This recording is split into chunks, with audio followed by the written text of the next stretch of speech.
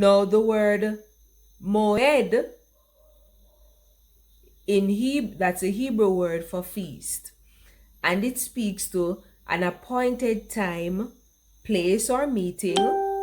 It speaks to a set time, an assigned time, a gathering, to summon, to meet, season, as I mentioned before. It speaks to promise, and it speaks to prediction and betrothal. Now, when we know when summer is going to happen, we know when spring will come, we know when fall and autumn will come. We know that, right? And we know what to expect when these seasons appear.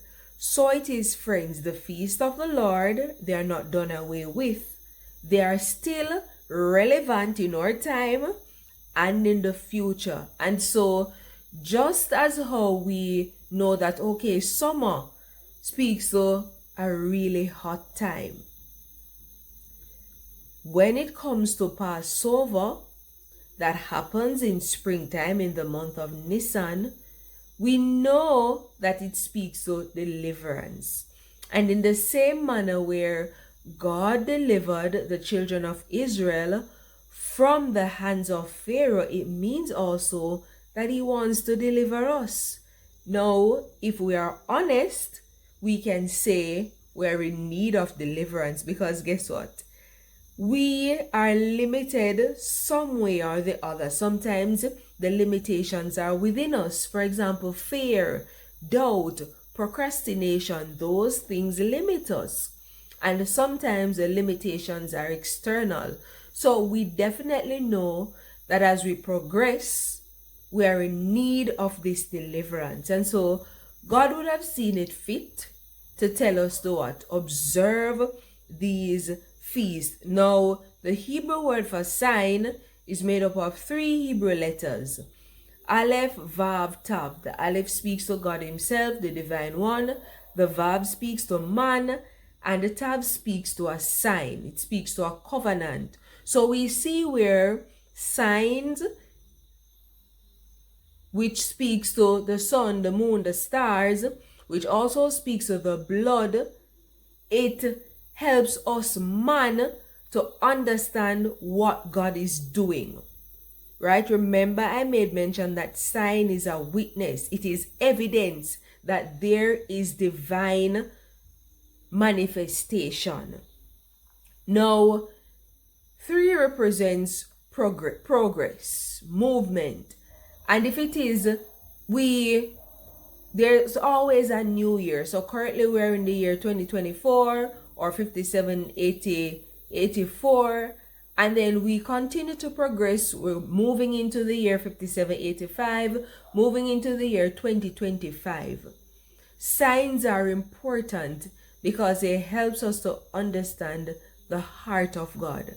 And when we observe Passover and other feasts, we are able to understand the heart of God and see the manifestation of the divine. Now, when we look on even the letters of the word sign, which is in Hebrew, it's ot, it gives a value of 407. 407 speaks to a token of proof. So when we see signs in the heaven, when we read about the blood being a sign to those who were inside and even to us, it speaks to a token of proof. Proof of what? Proof that God loves us. Proof that, guess what? It is God's desire to rescue us from the things, from the situations, from the experiences that seek to limit us. It was God's intention to rescue the children of Israel from limitation, from the hands of Pharaoh. Why? Because his desire was for his people to come and worship him, and that's his desire for us today. Now, the Hebrew word for season, moed, has 4 Hebrew letters. Mem, which speaks of manifestation.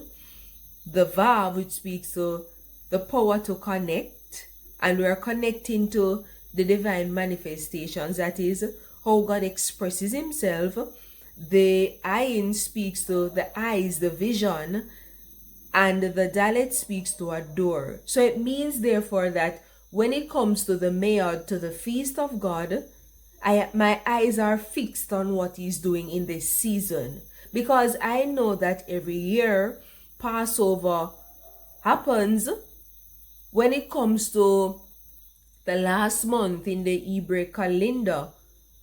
I begin to affix my vision on what God desires to do, right? So it is very important that we learn about the biblical calendar of God, the months of the biblical calendar, the Hebrew calendar, so we do not miss out.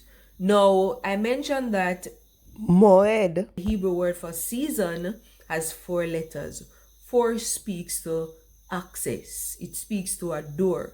So when God tells us to observe his feast, he is saying to us, wink, wink, I want you to access me. I want you to access my divine manifestation. I want you to access my divine presence. Now it's left up to us if we obey or not, right? But he wants us to gather. He summons us to gather as a community to observe his feast, his arranged time that he has set for us. How amazing is that? I do hope you were encouraged.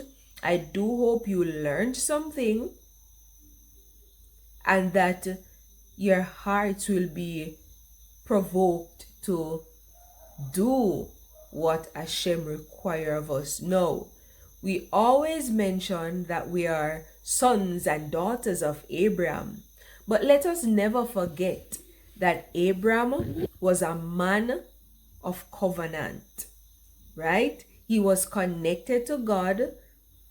Yes, he was a Jew, but he was also connected to God through covenant, through this sign.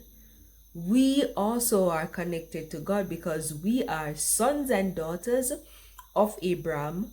God sent his son to deliver us through his blood, so we bear witness that yes, we are a part of this covenant.